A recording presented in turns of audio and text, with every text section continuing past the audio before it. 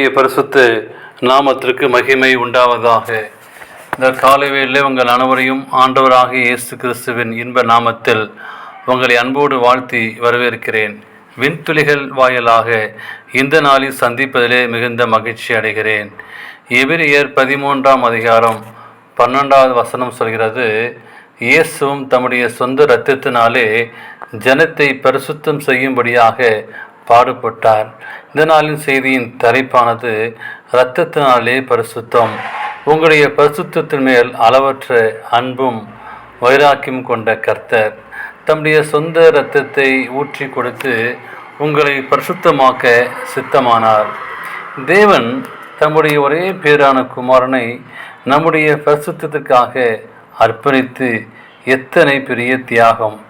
1000 தேவதூதர்களை ஒருவேளை பலியிட அவர் ஒப்பு கொடுத்திருக்கலாம். கேருமங்களையும் சேராண்மைகளையும் தகன பலியாக அர்ப்பணித்திருக்கலாம். உலகத்துள்ள ஆயிரமான மிருக ஜீவன்களையும் பறவைகளையும் கொடுத்திருக்கலாம். ஆனால் அவரோ தம்முடைய ஒரே பேரான குமாரனை பலியாக கொடுத்தார்.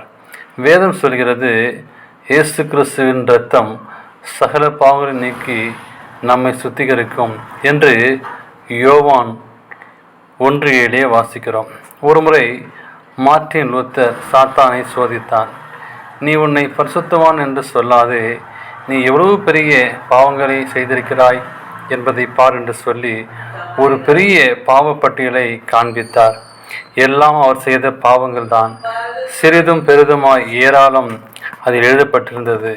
இவ்வளவுதானா, வேறு பாவங்கள் உண்டா என்று கேட்டார். அவன் இன்னும் ஒரு பாவப்பட்டியலை எடுத்து கொண்டு வந்தான். அப்போது அவன் மேஜையின் மேலிருந்த சிவப்பு நிற இங்க் பாட்டில் ஒன்றை எடுத்து அந்த பாட்டிலில் உள்ள மையை அந்த பாவ பட்டியலின் மேல் வீசி எறிந்தார். அதிலிருந்த சிவப்பு மை பட்டியலின் மேல் இரத்தத்தை போல் படர்ந்தது. சாத்தானை பார்த்து, சாத்தானே, நீ சொன்ன பாவங்களை நான் செய்தது உண்மைதான். ஆனால் எனக்காக சிந்தின கல்வாரிய இரத்தம் என்னுடைய பாவங்களை எல்லாவற்றையும் கழுவிருக்கிறது, என்னை விடுதலையாக்கி இருக்கிறது. என்னை வெற்றி முழங்கமிட்டார். சாத்தான் வெட்கப்பட்டு ஓடி போய்விட்டான்.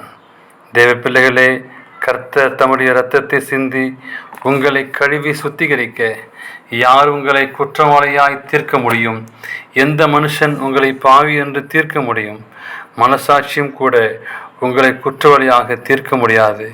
எனவே அவருடைய கிருபையின் ஐஸ்வர்யத்தின்படியே இவருடைய இரத்தத்தினாலே பாவ மன்னிப்பாகிய மீட்பு இவருக்குள் நமக்கு உண்டாகியிருக்கிறது என்று எபிரெயர் 1:7 வாசிக்கிறோம்.